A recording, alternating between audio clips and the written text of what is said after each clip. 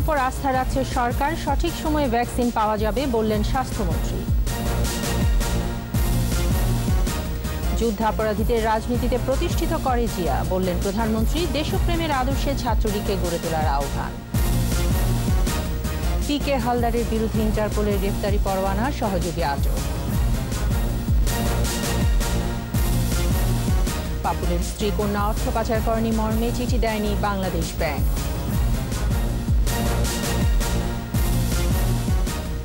CS map অনুসারে দখলমুক্ত হবে খাল, উত্তর সিটির অভিযান শুরু, কেউ ছাড় পাবে না বললেন মেয়র।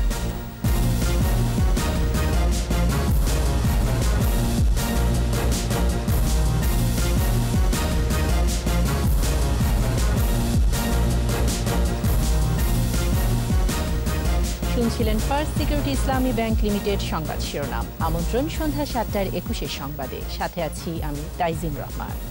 দর্শক, 21 টেলিভিশনের সংবাদ একই সাথে সরাসরি দেখতে পাবেন আমাদের ফেসবুক পেজ www.facebook.com/2124 অনলাইনে। এছাড়া সংবাদে আরও থাকছে: স্থানান্তরিত রোহিঙ্গাদের কাছে স্বস্তির নাম ভাষাঞ্চল, বাংলাদেশ সরকারের প্রতি কৃতজ্ঞতা প্রকাশ।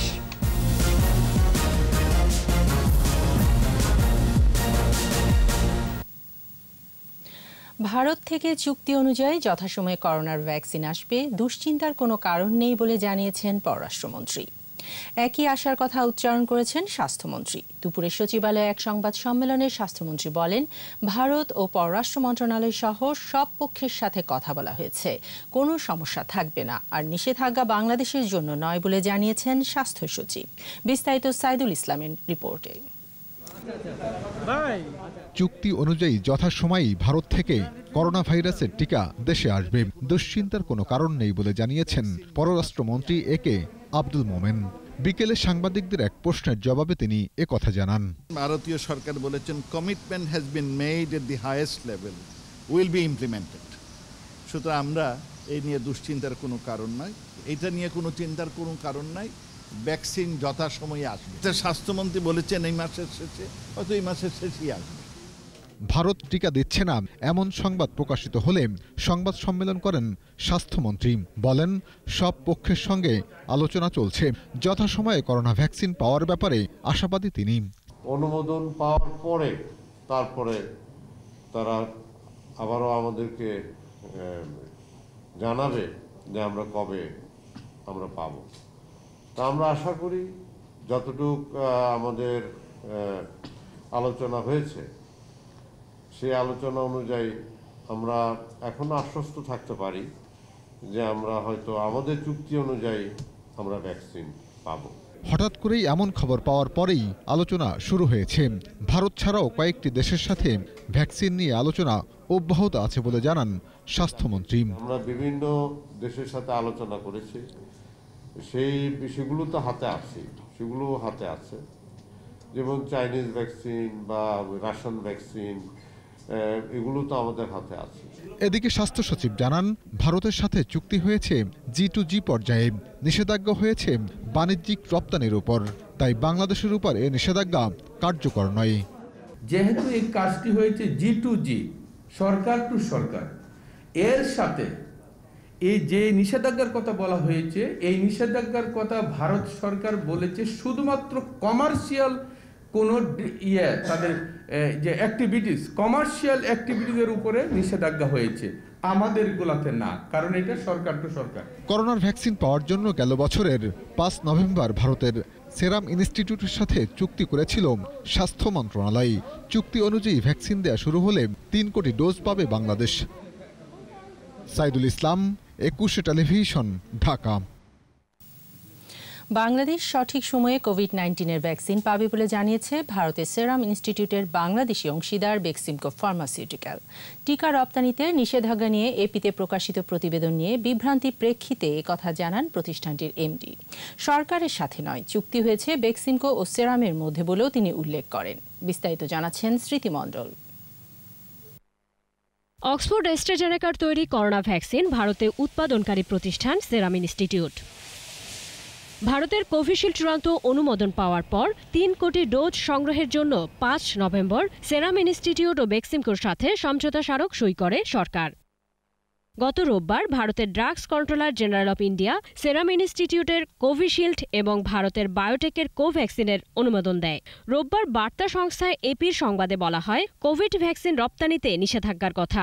এ নিয়ে তৈরি হয় বিভ্রান্তি দূর করতে অক্সফোর্ডের ভ্যাকসিন নিয়ে বেক্সিমকো ফার্মাসিউটিক্যালসের এমডি নাজমুল আহসান পাপন সাংবাদিকদের ব্রিফ করেন। G2G-র কিন্তু প্রশ্নই ওঠে না, মানে আমি জানা নাই, মানে এইটা আমাদের আপনারা যে G2G-র কথা বলছেন, স্বাস্থ্য সচিব বলেছে, উনি কোন ভ্যাকসিনের কথা বলছে আমি জানি না। এটা হতে পারে অন্য ভ্যাকসিন, গভর্নমেন্টের সাথে কোনো থাকতেই পারে, আমার জানা নেই। বাংলাদেশ রেগুলেটরি অথরিটি অ্যাপ্রুভাল দেওয়ার 1 মাসের মধ্যে ওরা আমাদের এখানে সাপ্লাই শুরু করতে হবে অ্যাকর্ডিং টু দি এগ্রিমেন্ট। বেক্সিমকোর chief operating officer Rabbur Reza গণমাধ্যমকে বলেন, বাংলাদেশ যথাসময়ে ভ্যাকসিন পাবে। টিকা রপ্তানিতে নিষেধাজ্ঞার যে খবর প্রকাশিত হয়েছে তা সঠিক নয়। টিকা রপ্তানির ওপর কোনো নিষেধাজ্ঞা নেই। স্মৃতি মণ্ডল, একুশে টেলিভিশন, ঢাকা। যুদ্ধাপরাধীদের পুনর্বাসন করে রাজনীতিতে প্রতিষ্ঠিত করেছিল জিয়াউর রহমান। স্বাধীনতার চেতনা ব্যর্থ করার এমন অপচেষ্টায় দেশ যথাসময়ে কাঙ্ক্ষিত লক্ষ্যে পৌঁছতে পারেনি। বাংলাদেশ ছাত্রলীগের প্রতিষ্ঠাবার্ষিকীর আলোচনায় এ মন্তব্য করেছেন আওয়ামী লীগ সভাপতি ও প্রধানমন্ত্রী শেখ হাসিনা। অনুষ্ঠানে ভোগ বিলাসিতা নয়, দেশপ্রেম ও আদর্শ নিয়ে নিজেদের গড়ে তুলতে ছাত্রলীগের নেতাকর্মীদের প্রতি আহ্বান জানিয়েছেন শেখ হাসিনা। রিপোর্টে আরও জানাচ্ছেন আকবর হোসেন সুমন। মাতৃভাষা বাংলা প্রতিষ্ঠার সংগ্রামের মধ্য দিয়ে 1948 সালের 4 জানুয়ারি সৃষ্টি হয়েছিল ঐতিহ্যবাহী ছাত্র সংগঠন বাংলাদেশ ছাত্রলীগের। 73তম প্রতিষ্ঠা বার্ষিকীতে রাজধানীর কৃষিবিদ ইনস্টিটিউশন মিলনায়তনে স্বাস্থ্যবিধি মেনে আয়োজন করা হয় এই আলোচনার। এতে গণভবন থেকে যুক্ত হন আওয়ামী লীগ সভাপতি ও প্রধানমন্ত্রী শেখ হাসিনা। সাংগঠনিক আনুষ্ঠানিকতা শেষে বক্তব্য রাখেন প্রধানমন্ত্রী। ছাত্রলীগ প্রতিষ্ঠার ইতিহাস তুলে ধরেন তিনি। উল্লেখ করেন 75 পরবর্তী সরকারের ধ্বংসাত্মক কার্যকলাপের কথা।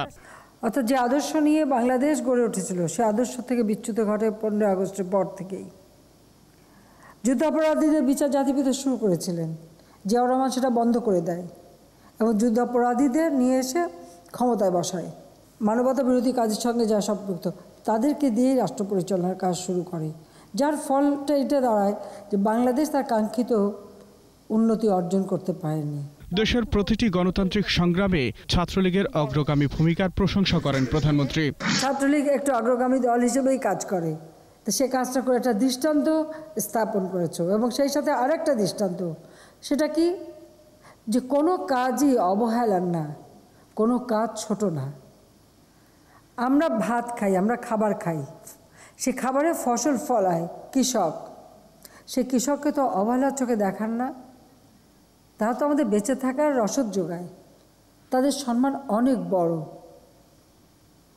আজকে যখন তোমরা ধান কেটেছো ছাত্রলীগের ছেলেরা, এটাই প্রমাণ হয়েছে যে কোনো কাজকে তোমরা ছোট করে দেখো নাই। আগামীতে নেতৃত্ব দিতে, মানুষের সেবার আদর্শ নিয়ে নিজেদের গড়ে তুলতে ছাত্রলীগ কর্মীদের আহ্বান জানান বঙ্গবন্ধু কন্যা। কাজী ছাত্রলীগের মূল মন্ত্র এই যে শিক্ষা, শান্তি, প্রগতি, এটা মাথায় রেখে ছাত্রলীগের প্রত্যেকটা নেতাকর্মীকে আদর্শ নিয়ে চলতে হবে, সেটাই আমি চাই। প্রত্যেকে আদর্শ নিয়ে না চলতে পারলে কখনো বড় হতে পারবে না। ধন সম্পদ অনেকে বানাতে পারবে, কিন্তু দেশকে কিছু দিতে পারবে না, মানুষকে কিছু দিতে পারবে না। অসাম্প্রদায়িক বাংলাদেশ বিনির্মাণে ছাত্রলীগকে যোগ্য নেতৃত্ব সৃষ্টির তাগিদ দেন প্রধানমন্ত্রী। একটি জিনিস বেরিয়ে এসেছে। আকবর হোসেন সুমন, একুশে টেলিভিশন, ঢাকা। বিদেশে অর্থ পাচারের অভিযোগে আলোচিত পিকে হালদারকে গ্রেফতারে ইন্টারপোল সমন জারি করেছে বলে জানিয়েছে দুর্নীতি দমন কমিশন। পিকে হালদারের ঘনিষ্ঠ সহযোগী শঙ্খ ব্যাপারীকে গ্রেফতারের পর সংবাদ সম্মেলন করে এ তথ্য জানানো হয়। জিজ্ঞাসাবাদের জন্য শঙ্খ ব্যাপারীকে 3 দিনের রিমান্ডে নেওয়া হয়েছে। বিস্তারিত জানাচ্ছেন দীপু সারোয়ার। প্রায় 3.5 কোটি টাকা পাচার করে কানাডায় পালিয়ে গেছেন এনআরবি গ্লোবাল ব্যাংক ও রিলায়েন্স ফাইন্যান্স লিমিটেডের সাবেক ব্যবস্থাপনা পরিচালক প্রশান্ত কুমার হালদার। পিকে হালদার নামে পরিচিত তিনি। আদালতের নির্দেশে ইতিমধ্যেই পিকে হালদারের কিছু সম্পত্তি জব্দ করা হয়েছে। দেশে ফেরা মাত্রই তাকে গ্রেপ্তারের নির্দেশও দিয়েছেন হাইকোর্ট। এই পিকে হালদারের ঘনিষ্ঠ সহযোগী শঙ্খ ব্যাপারীকে সোমবার গ্রেপ্তার করে দুর্নীতি দমন কমিশন দুদক। জিজ্ঞাসাবাদের জন্য 3 দিনের রিমান্ডে নেওয়া হয়েছে তাকে। পিকে হালদারের সম্পদ বিভিন্নভাবে যে বিভিন্ন দিকে গেছে বলে মনে করা হচ্ছে, সেখানে তিনি সহায়তা করেছেন এবং তার দখলে ফ্ল্যাট পাওয়া গেছে একটা, যেটা পিকে হালদারের অর্থে ক্রয় করা হয়েছে বলে এখনো পর্যন্ত প্রমাণ পাওয়া যাচ্ছে এবং তার অর্জিত অর্থ অন্যায়ভাবে অর্জিত অর্থ তার কাছে আছে বলে জানা গেছে। পিকে হালদারকে গ্রেপ্তারে ইন্টারপোল সমন জারি করেছে বলেও জানান দুদক সচিব। স্বরাষ্ট্র মন্ত্রণালয়ে একটা ফোকাল পার্সন আছে, ফোকাল পার্সনের মাধ্যমে ইন্টারপোলের কাছে পাঠানো হয়। তো আমরা স্বরাষ্ট্র মন্ত্রণালয়ের ওই ফোকাল পার্সনের মাধ্যমে পাঠিয়েছি। শঙ্খ ব্যাপারীর মতো আরও যারা পিকে হালদারের সহযোগী তাদের বিস্তারিত তথ্য মিলেছে বলেও জানান তিনি। দীপু সারওয়ার, 21 টেলিভিশন, ঢাকা। শহীদুল ইসলাম পাপুলের স্ত্রী ও মেয়ে অর্থ পাচার করেনি উল্লেখ করে কোনো চিঠি দেয়নি বাংলাদেশ ব্যাংক। সোমবার হাইকোর্টকে লিখিতভাবে জানিয়েছেন কেন্দ্রীয় ব্যাংকের উপপরিচালক। এদিকে সেলিনা ইসলাম মানি লন্ডারিং করেননি এনআরবি ব্যাংকের এমন চিঠির বিষয়ে ব্যবস্থাপনা পরিচালককে আগামী 12 জানুয়ারি হাজির হয়ে ব্যাখ্যা দিতে বলেছে হাইকোর্ট। বিচারপতি নজরুল ইসলাম তালুকদার, বিচারপতি আহমেদ সোহেলের বেঞ্চ এই আদেশ দেন। বিস্তারিত শাকের আরজুর রিপোর্টে। শহীদুল ইসলাম পাপুলের স্ত্রী ও মেয়ের মানি লন্ডারিং প্রতীয়মান হয়নি বলে সই করা একটি চিঠির বিষয়ে ব্যাখ্যা দিতে বাংলাদেশ ব্যাংকের উপপরিচালক মোহাম্মদ আরিফিন আহসান মিয়ার হাজির হওয়ার কথা ছিল সোমবার। অসুস্থতার কথা উল্লেখ করে আইনজীবীর মাধ্যমে তিনি জানান, সেলিনা ইসলামের মানি লন্ডারিং হয়নি এমন কোনো চিঠি দেয়নি বাংলাদেশ ব্যাংক। সেলিনা ইসলাম এমপির পিটিশনে যে বিষয় উল্লেখ করা হয়েছে মানি লন্ডারিং হয়নি, সেই মর্মে তারা কোনো চিঠি দেননি। উনি বলতেছেন এটা একটা ট্যাম্পার করা হয়েছে, আর বিএফআইয়ের পক্ষ থেকে বলা হয়েছে এই ধরনের চিঠির কথা যে দেওয়া হয়েছে এটা ফলস অ্যান্ড ফেব্রিকেটেড। সেলিনা ইসলামের আইনজীবী জানিয়েছেন, এনআরবি কমার্শিয়াল ব্যাংক থেকে মানি লন্ডারিং হয়নি উল্লেখ করে চিঠি দিয়েছে। আমরা যে চিঠিটা কোর্টে জমা দিয়েছি সেই চিঠির মূল কপি আমরা দায়ের করব বলে আদালত থেকে আজকে পারমিশন পাই। আগামী 12/1/2021 তারিখে মামলাটি লিস্টে আসবেন। হাইকোর্ট সেলিনা ইসলামের কাছে থাকা চিঠি হলফনামা আকারে জমা দেওয়ার নির্দেশ দেন। প্রপার ইনকোয়ারি দরকার, এই কারণে এনআরবি কমার্শিয়াল ব্যাংকের ব্যবস্থাপনা পরিচালককে ডাকা হয়েছে, উনি হলফ আকারে জানাবেন। আমরা অত্যন্ত গুরুত্বের সঙ্গে নিয়েছি, যাতে এই ধরনের যদি কোনো অনিয়ম হয়ে থাকে অবশ্যই আমরা আদালতের কাছে যথাযথ প্রতিকার চাইব। অবৈধ সম্পদ অর্জন ও অর্থ পাচারের অভিযোগে সংসদ সদস্য কাজী শহীদুল ইসলাম পাপুল ও তার স্ত্রী সংরক্ষিত আসনের এমপি সেলিনা সহ 4 জনের বিরুদ্ধে মামলা করে দুদক। বর্তমানে অর্থ ও মানব পাচারের অভিযোগে কুয়েতের কারাগারে আটক রয়েছেন পাপুল। শাকের আরজু, 21 টেলিভিশন, ঢাকা। খাল দখলদারদের সতর্ক করলেন ঢাকা উত্তর সিটি কর্পোরেশনের মেয়র আতিকুল ইসলাম। ইব্রাহিমপুর পুলপাড় থেকে খাল দখলমুক্ত করার অভিযান শুরু করে এসব কথা বলেন মেয়র। জানান, দখলদার যত প্রভাবশালী হোক কোনো ছাড় নয়। এদিকে সর্বশেষ জরিপের নকশা নয়, সিএস ম্যাপ অনুসরণ করে খাল দখলমুক্ত করা হবে বলে জানিয়েছেন কর্মকর্তারা। ইয়াকুব লিটনের ক্যামেরায় মাহমুদ হাসানের রিপোর্ট। ইব্রাহিমপুর পুলপাড় এলাকায় খালের জায়গা দখল করে গড়ে ওঠা অবৈধ স্থাপনায় সিটি কর্পোরেশনের অভিযান। সম্প্রতি সিটি কর্পোরেশনের কাছে হস্তান্তর করা 26টি খালের মধ্যে অন্যতম খাল এটি। 2 কিলোমিটার দৈর্ঘ্যের এই খাল ইব্রাহিমপুর হয়ে বাউনিয়া এবং কালশি খালের সাথে মিলেছে। এর অধিকাংশ জায়গায় এখন অবৈধ দখলে, ফলে সংকুচিত হয়ে খাল এখন নালা। বৃষ্টি হলে পানি উঠে আশেপাশের বাসায়, আবর্জনার গন্ধে অতিষ্ঠ এলাকাবাসী। পানিটা জমে থাকে, পানিটা রুমের ভিতরে উঠে, তখন গন্ধগুলো সব উপরে উঠে। বৃষ্টি হলে আপনার হয়তো ওই যে ময়লা আবর্জনা গন্ধ হয়ে যায়, মানে এই মানুষের গন্ধ চারদিকে ছড়ায়া মানুষ অসুস্থ হয়ে যায়। খাল দখলমুক্ত করে বর্ষার আগেই খনন করা হবে। জলাবদ্ধতা মুক্ত নগরী উপহার দেয়া হবে নগরবাসীকে, জানান উত্তরের মেয়র। যেই সব জায়গায় ম্যাপিং হবে, ওই ম্যাপের ভিতরে যত ক্ষমতাবান থাকুক না কেন, যত রাজনৈতিক প্রভাবশাল থাকুক না কেন, কোনো ধরনের কাউকে কোনো ধরনের দয়া দাক্ষিণ্য দেখানো হবে না। অভিযান একটি চলমান প্রক্রিয়া উল্লেখ করে মেয়র বলেন, একে একে উদ্ধার করা হবে সব খাল। আমরা শুরু করেছি, অবশ্যই আমরা পার্টলি করে এগুলোকে আমরা বিভিন্ন প্রজেক্টের মাধ্যমে এই খাল আমরা উদ্ধার করব, খালের দুই পায়ে বাধাই করব। এই খালটি কাগজে কলমে আছে 60 ফিট চওড়া, কিন্তু উত্তর সিটি কর্পোরেশনের কর্মকর্তারা এসে পেয়েছেন কোনো জায়গায় 10 ফিট, কোনো জায়গায় 10 ফিটেরও কম। সিটি কর্পোরেশনের কর্মকর্তারা বলছেন যদি এই খালটি উদ্ধার করা সম্ভব হয় তাহলে আসন্ন বর্ষা মৌসুমে জলবদ্ধতা প্রায় 50% কমিয়ে আনা সম্ভব। মাহমুদ হাসান, 21 টেলিভিশন, ইব্রাহিমপুর পুলপার, ঢাকা। কক্সবাজার থেকে 2 দফায় ভাসানচরে আসা 3000-এরও বেশি রোহিঙ্গার কাছে শান্তি আর স্বস্তির নাম এখন ভাসানচর। রোহিঙ্গাদের পদচারণায় চরের বুকে লেগেছে প্রাণের ছোঁয়া। উন্নত আবাসন সহ জীবন ধারণের নিরবিচ্ছিন্ন সুযোগ সুবিধার কমতি নেই। মিয়ানমার সরকারের নির্মমতায় ভিটেমাটি থেকে উচ্ছেদ হওয়া নিপীড়িত রোহিঙ্গারা কৃতজ্ঞ বাংলাদেশ সরকারের আতিথেয়তায়। ভাসানচর নিয়ে স্মৃতিমণ্ডলের 6 পর্বের ধারাবাহিকের প্রথমটি আজ। ক্যামেরায় ছিলেন তপু শাহিন মিয়া। নোয়াখালীর মেঘনা নদী ও বঙ্গোপসাগরের মোহনায় জেগে ওঠা ভাসানচরের আয়তন প্রায় 13,000 একর। চরের 6,427 একর জমির মধ্যে প্রকল্প এলাকা 1,702 একর, ক্লাস্টার এলাকা প্রায় 432 একর ও অব্যবহৃত ভূমি 918 একর। 4 ডিসেম্বর প্রথম দফায় 1642 জন রোহিঙ্গাকে নিয়ে আসা হয় এই ভাসানচরে। এরপর 29 ডিসেম্বর 1804 জন রোহিঙ্গাকে নিয়ে আসা হয়, যা প্রথমবারের তুলনায় 162 জন বেশি। এই ভাসানচরে 1 লাখ রোহিঙ্গার আবাসন স্থল সহ সার্বিক সুযোগ সুবিধা নিয়ে প্রস্তুত ভাসানচর। 1 মাসের ব্যবধানে বদলে গেছে পুরো নিস্তব্ধ ভাসানচর। মোট 120টি ক্লাস্টারের মধ্যে 8টি ক্লাস্টার এখন প্রাণ চাঞ্চল্যে ভরা। 2 দফায় আসা 3000-এর বেশি রোহিঙ্গার আবাসস্থল ঘিরে গড়ে উঠেছে দোকানপাট। গণবসতি ভালো লাগে না, বাসানচরে আসিলাম, বাসানচরে অনেক ভালো লাগে। বেশি ভালো সুবিধা জায়গা, রাস্তা, রোড ঘাট, ফুটবল খেলার মাঠ, ঘর দুয়ার ভারত বইয়ার হয়, বাতাস হয়, হেরে না ভাইতাম। বাসানচরে বেশি ভালো লাগিয়ে চলাফেরা ঠিক আছে, তাহলে জ্ঞান সাইহান পাই। ঘরে ঘরে সৌর বিদ্যুতের আলো, পানির সুব্যবস্থা, স্যানিটেশন, চিকিৎসা সহ সব ব্যবস্থাই আছে। রয়েছে ঘূর্ণিঝড় আশ্রয় কেন্দ্র, ড্রেনেজ ব্যবস্থা, বাজার, স্কুল, মসজিদ, টেলিযোগাযোগ সহ আধুনিক সুযোগ সুবিধার সমস্ত আয়োজন। মিয়ানমার সেনাবাহিনীর নির্মমতায় দেশ ছাড়া রোহিঙ্গাদের কৃতজ্ঞতার সীমা নেই বাংলাদেশের প্রতি। বেশি শুক্র আর তুমি গোসলখানা আছে, লেট্রিন আছে, পানি ফুরানো পরে সিবানো পরে বেশি গন লাগে। বাংলাদেশের সরকারে যত তানাই আড়াই খুশি আসি দিবা আহি ওরা রাশন টাশন দিয়ে গ্যাসটা চুয়া গিয়ে চল তল ফুরাইব তো দিব বলে হয়। এখন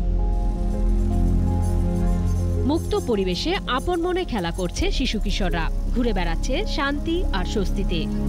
এইখানে খেলাই পারছি, দৌড়ি পারছি, বহুত দিলা করতে পারে, এর জন্য আমরা এখানে সব ভালো লাগে। কালাই বাড়ি দৌড়ি বাড়ি কেন কাম করে গড়ি বাড়ি তোলা ভালো লাগছে।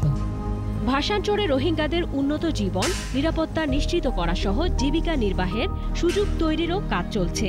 তাদের যে স্যানিটাইজেশন সিস্টেম, তাদের যে ইলেকট্রিসিটি, তারা হোল নাইট কিন্তু আমাদের সোলারের মাধ্যমে লাইট জ্বলছে। তো এই সুবিধাগুলি তো এখানে বেশি, রাস্তাঘাটের সুবিধা বেশি, ওপেন স্পেস আছে, বাচ্চারা হাঁটাহাঁটি করতে পারছে। প্রথম দফায় ভাসানচরে আসা রোহিঙ্গাদের কাছ থেকে ইতিবাচক সাড়া পেয়ে এসেছে দ্বিতীয় দলটি। পরের দফায় এই সংখ্যা আরও বাড়বে। স্মৃতিমণ্ডল, 21 টেলিভিশন, ভাসানচর, নোয়াখালী। নিচ্ছি প্রিমিয়ার ব্যাংক লিমিটেড সংবাদ বিরতি। নো মাস্ক নো সার্ভিস বিধি মেনে চলুন, সুস্থ থাকুন। বিরতির পর যা থাকবে: প্রতিষ্ঠা বার্ষিকীতে বঙ্গবন্ধুর প্রতিকৃতিতে ছাত্রলীগের শ্রদ্ধা, অসাম্প্রদায়িক চেতনায় এগিয়ে যাওয়ার অঙ্গীকার। কথা সাহিত্যিক রাবেয়া খাতুনের প্রতি শেষ শ্রদ্ধা, বনানী কবরস্থানের দাম।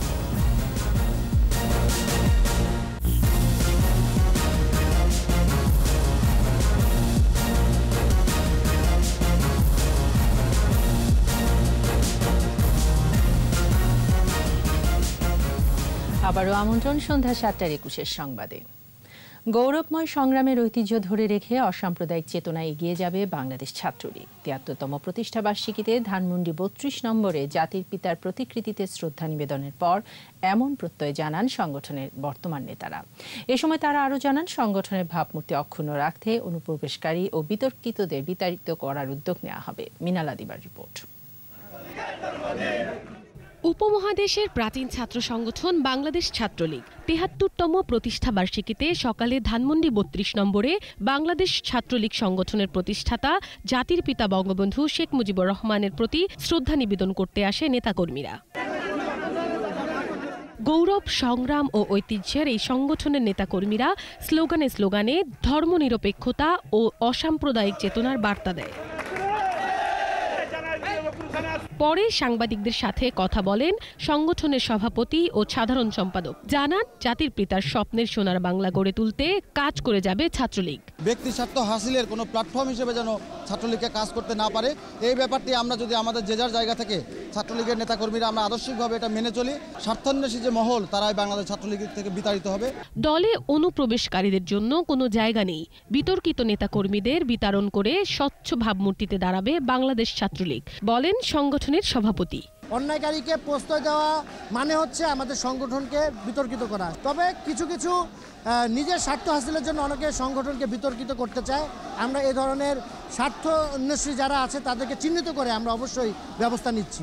বঙ্গবন্ধু, মুক্তিযুদ্ধ, স্বাধীনতা ও অসাম্প্রদায়িক চেতনায় ছাত্রলীগ এগিয়ে যাবে বলেও জানান তিনি। পরে ঢাকা বিশ্ববিদ্যালয়ের কার্জন হলে ৭৩তম জন্মদিনের কেক কাটে ঐতিহ্যবাহী এই সংগঠনটি। এদিকে প্রতিষ্ঠা বার্ষিকী উপলক্ষে জাসদ সমর্থক বাংলাদেশ ছাত্রলীগ ঢাকা বিশ্ববিদ্যালয়ের অপরাজয় বাংলায় র্যালি, জাতীয় পতাকা উত্তোলন এবং সমাবেশ করে। অন্যদিকে ঢাকা বিশ্ববিদ্যালয়ের রাজু ভাস্কর্যের পাশে প্রতিষ্ঠা বার্ষিকী এবং ২৯তম কেন্দ্রীয় কাউন্সিল উপলক্ষে অনুষ্ঠানের আয়োজন করে বাংলাদেশ জাসদ সমর্থক ছাত্রলীগ। মিনালা দিবা, ২১ টেলিভিশন, ঢাকা। কোভিড-19-এ দেশে একদিন আরও ২৪ জনের মৃত্যু হয়েছে। এর মধ্যে ১৮ জনই পুরুষ। মৃতের সংখ্যা বেড়ে ৭,৬৫০। স্বাস্থ্য অধিদপ্তরের তথ্য অনুযায়ী ৩০৩তম দিনে দেশে ১২,০৯৬ জনের করোনা পরীক্ষায় শনাক্ত ৯১০। শনাক্তের সংখ্যা বেড়ে ৫,১৬,৯২৯। নতুন ৯১৭ জন সহ সুস্থ হয়েছে ৪,৬১,৫১৫। ২৪ ঘন্টায় শনাক্তের হার ৭.৫২%। পুরুষ মারা গেছে ৫,৮১৫ জন। নারী মৃত্যুর সংখ্যা ১,৮৩৫। দেশে এ পর্যন্ত করোনা পরীক্ষা হয়েছে ৩২,৭২,৪২৩। বৃষ্টির পানি নিষ্কাশনের দায়িত্ব এবার ওয়াসা থেকে ২ সিটি কর্পোরেশনকে হস্তান্তর করা হয়েছে। সংবাদ সম্মেলনে ওয়াসার এমডি তাকসিম খান বলেন, হস্তান্তরের ফলে ঢাকা শহরে বৃষ্টির পানি নিষ্কাশনের কার্যক্রম ৭ হাত থেকে ১ হাতে গেল। ফলে একটি মাস্টার প্ল্যান তৈরির মাধ্যমে লক্ষ্য বাস্তবায়ন করা সম্ভব হবে। নিষ্কাশনের কাজে ২ সিটিকেই টেকনিক্যাল এবং জনবল দিয়ে সহযোগিতা করা হবে বলেও জানান ওয়াসার এমডি। ওয়াসাকে পুরোপুরি ডিজিটাল করার কাজ চলছে উল্লেখ করে তাকসিম খান বলেন, ২০২৩ সালের মধ্যেই এই কাজ সম্পন্ন হবে। ঢাকা ওয়াসা এটা পাওয়ার পর দেখা গেল যে ঢাকা ওয়াসা একা না, আরও অনেক অর্গানাইজেশন এই কাজটা করে। তো একটা কাজ যদি ৫-৬ জন মিলে করেন তাহলে সেই কাজ কি সঠিক হবে? এই কাজটা একজনকেই করতে হবে। তো কাজেই সেই একজনটা হচ্ছে সিটি কর্পোরেশন, যেটাতেই আমরা এখন ফিরে গেলাম। সর্বস্তরের মানুষের শ্রদ্ধা ভালোবাসায় সিক্ত হলেন প্রখ্যাত কথা সাহিত্যিক রাবেয়া খাতুন। বাংলা একাডেমিতে গুণী এই সাহিত্যিকের মরদেহ নেওয়া হলে শোকের ছায়া নেমে আসে। সেখানে তাকে বিদায় জানায় বিভিন্ন সামাজিক সাংস্কৃতিক সংগঠন। সহকর্মী শুভাকাঙ্ক্ষীরা বলছেন, বাংলা সাহিত্য হারালো কথা সাহিত্যের এক অনন্য প্রতিভাকে। আদিত্য মামুনের রিপোর্ট। ৮৬ বছর বয়সে এই প্রয়াণ যেন কাঙ্ক্ষিতই ছিল। তারপরও সব বিদায় বিষণ্ণ করে চারপাশ। রাবেয়া খাতুনের বিদায় যেন বিষণ্ণতার প্রস্থান। রাবেয়া খাতুন শেষবারের মতো এলেন তার প্রিয় প্রাঙ্গণ বাংলা একাডেমিতে। সহকর্মী, শুভাকাঙ্ক্ষী আর অগণিত মানুষের শ্রদ্ধা ভালোবাসায় সিক্ত রাবেয়া খাতুন। কথাশিল্পী রাবেয়া খাতুনের প্রয়াণে শোকের ছায়া সাহিত্যাঙ্গনে। এই শূন্যতা পূরণের নয় বলে জানান তথ্যমন্ত্রী। বাংলা সাহিত্যকে সমৃদ্ধ করেছেন তা নয়, তিনি তার পুরো পরিবারকে একটি সংস্কৃতিমনা পরিবার হিসেবে গড়ে তুলেছেন। মুক্তিযুদ্ধ, অসাম্প্রদায়িকতা এবং বাংলাদেশের পক্ষের এক বিরল ব্যক্তিত্বকে হারালো বাংলাদেশ বলে জানান গুণীজনরা। বাংলা সাহিত্য, বাংলা সংস্কৃতির একজন পুরোধা ব্যক্তির তিরোধানে আজকে আমরা মর্মাহত, শোকাহত। তারা যে কাজটা করে গেছেন সেটা যদি তরুণ প্রজন্মকে উজ্জীবিত করতে পারে, উৎসাহিত করতে পারে, তাহলেই তাদেরকে আমরা শ্রদ্ধা নিবেদনটা সার্থক হতে পারে। রাবেয়া খাতুন শুধু শিল্প সাহিত্য নয়, সামাজিক অসঙ্গতি তুলে ধরে মানবিক মনন তৈরির কাজও করেছেন সুনিপুণভাবে। এবং আমি মনে করি যে বাংলা সাহিত্যে তার যে কাজ সেগুলো টিকে থাকবে, অমরত্ব লাভ করবে। তার প্রয়াণ আমাদের সাহিত্যে একটি বিশাল শূন্যতা সৃষ্টি করলো। তার রচনায় ঋদ্ধ বাংলা সাহিত্য কখনো ভুলবে না অমর এই কথাশিল্পীকে। একজন রাবেয়া খাতুনরা তারা কখনো মৃত্যুর দুয়ারে পৌঁছান না, তারা মৃত্যুহীনভাবে মানুষের অন্তরে বিরাজ করেন, সৌন্দর্যের জন্য, ভালোবাসার জন্য, স্বপ্নের জন্য। আদিত্য মামুন, 21 টেলিভিশন, ঢাকা। পদ্মায় ব্রিজ নির্মাণের গল্প শেষ হবার নয়। বিজয়ের মাস ডিসেম্বর আর নতুন বছরের প্রথম কদিনে মানুষের ঢল নেমেছে ব্রিজের দুপাশে।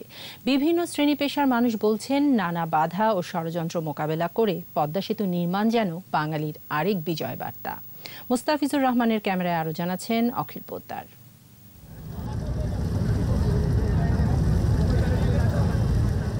সকাল থেকে সন্ধে ঘন কুয়াশায় স্পষ্ট দেখাও যায় না, তবু মানুষের কমতি নেই। পদ্মার এপার ওপারে নানানজনের সারাক্ষণই আসা যাওয়া। আমাদের গর্ব, আমাদের অহংকার পদ্মা সেতু। সে পদ্মা সেতুকেই নিজের দু চোখে দেখার জন্য এখানে আসছি। আমি, আমার ছোট ভাই, আমার স্ত্রী, আমার গণেশ, আমার 6 জন একসাথে আসছি। আমার বাড়ি রাজবাড়ি। মাওয়া সেতু দেখার জন্য আমার খুব উদ্গ্রীব ছিল। আমার ছেলে ওই আমাকে নিয়ে এটা দেখালো। দিনাজপুর থেকে আসছিলাম এই পদ্মা সেতু দেখার জন্য। স্পেন কমপ্লিট হওয়ার পরে সহজ চোখে দেখার জন্য আমরা সবাই এই পদ্মা সেতুর স্পেনে ঘুরতে আসছি। নয়নাভিরাম সুন্দর একটা যে ব্রিজ, এটা দেখার জন্য আমরা সুদূর নারায়ণগঞ্জ থেকে এসেছি। শুধু কি আশপাশের মানুষ, দূরের জনপদ থেকেও লোকজন আসছেন পদ্মায় স্বপ্নের ব্রিজ দেখতে। সাতক্ষীরা জেলা শ্যামনগর থানা, একেবারে বাংলাদেশের দক্ষিণ প্রান্ত থেকে এসেছি। হোম ডিস্ট্রিক্ট ঠাকুরগাঁ, কিন্তু আসলাম এই ব্রিজটা দেখার জন্য বাচ্চারা নিয়ে। রংপুর থেকে আসছি। এতদিন বিভিন্ন টেলিভিশনে দেখছি যে এই স্বপ্নের পদ্মা সেতু এখানে হচ্ছে, আজ এটা বাস্তবে রূপ নিয়েছে।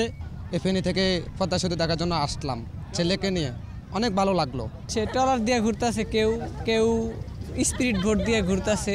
নানান জনের নানান অভিজ্ঞতা তুলে ধরেন ভিন্ন ভিন্ন অভিমত।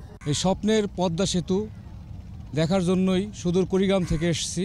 শুধু বাংলাদেশে না, এটা ইতিহাসে বিরল বিরল বিরল। এত দ্রুত যে ব্রিজের কাজটা যে সফলভাবে সম্পূর্ণ করতে পারবে শেখ হাসিনা, এটা আমরা কল্পনা করতে পারি নাই, কখনো পারি নাই। কিন্তু আসলে আমরা তাকে চিনতে পারি নাই বা ভাবতে পারি নাই। আবার আমরা এত বড় একটা বিজয় যে পেয়েছি দেশের জন্য। নতুন বছরের প্রথম কদিনে আর পুরো ডিসেম্বর জুড়ে পদ্মা সেতু সংলগ্ন এলাকায় ছিল সাধারণ মানুষের ঠাসা ভিড়। 1 ডিসেম্বরে যেমন দেশ স্বাধীন হয়েছিল, আর 1 ডিসেম্বরে এসে পদ্মা সেতু হয়েছে পরিপূর্ণভাবে দৃশ্যমান। এই দুই বিজয়কেই যেন এক করে দেখছেন বাংলার মানুষ। অখিল পোদ্দার, 21 টেলিভিশন, মামাঘাট, মুন্সিগঞ্জ। নিচ্ছি প্রিমিয়ার ব্যাংক লিমিটেড সংবাদ বিরতি। নো মাস্ক নো সার্ভিস বিধি মেনে চলুন, সুস্থ থাকুন। বিরতির পর যা থাকছে। হাজী সেলিম পুত্র ইরফানকে 2 মামলায় অব্যাহতি, পুলিশের চূড়ান্ত প্রতিবেদন দাখিল। যুক্তরাষ্ট্রে শুরু হচ্ছে অক্সফোর্ডের ভ্যাকসিন প্রয়োগ।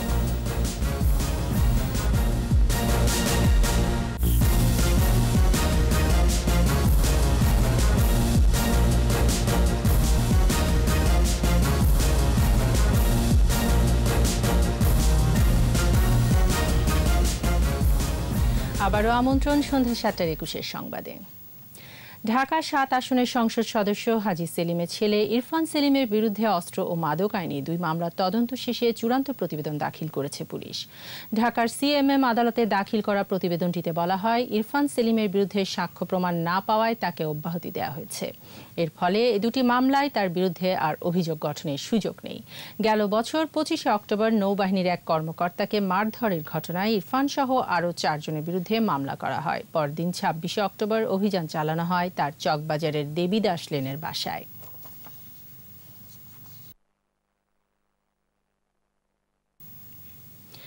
এবার সোশ্যাল ইসলামী ব্যাংক লিমিটেডের সৌজন্যে বাণিজ্য সংবাদ।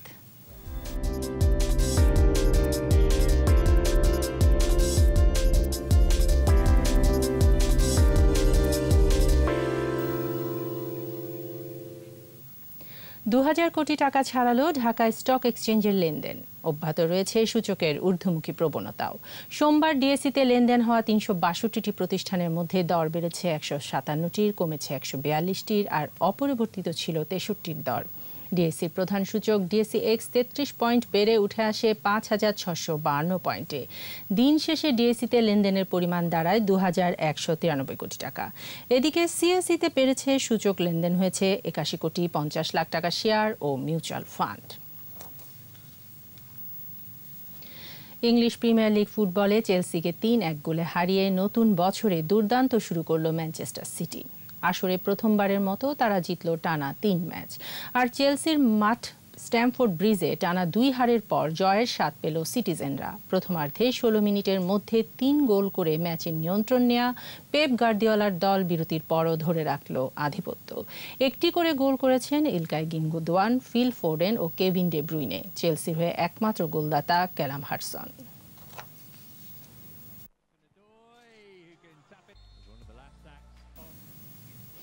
আর এরই সাথে শেষ করছি সন্ধ্যা 7:21 সংবাদ। যাবার আগে ফার্স্ট সিকিউরিটি ইসলামী ব্যাংক লিমিটেড সংবাদ শিরোনামগুলো জানিয়ে দিচ্ছে আরও একবার।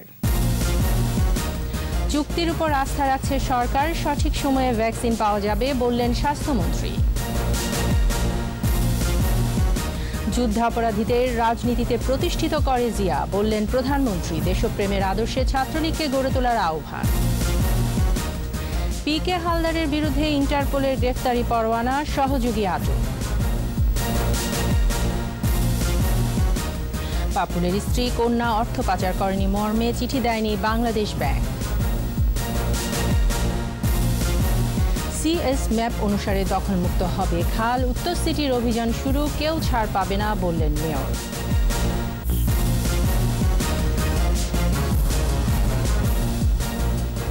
সর্বশেষ খবর জানতে ডায়াল করুন 2021 নম্বরে আর ভিজিট করুন 21-tv.com এই ওয়েবসাইটে। এছাড়া ফেসবুকে লগ ইন করতে পারেন facebook.com/2124 অনলাইনে। পরের সংবাদ রাত 9টায় দেখার আমন্ত্রণ রইল। স্বাস্থ্যবিধি মেনে চলুন, সুস্থ থাকুন।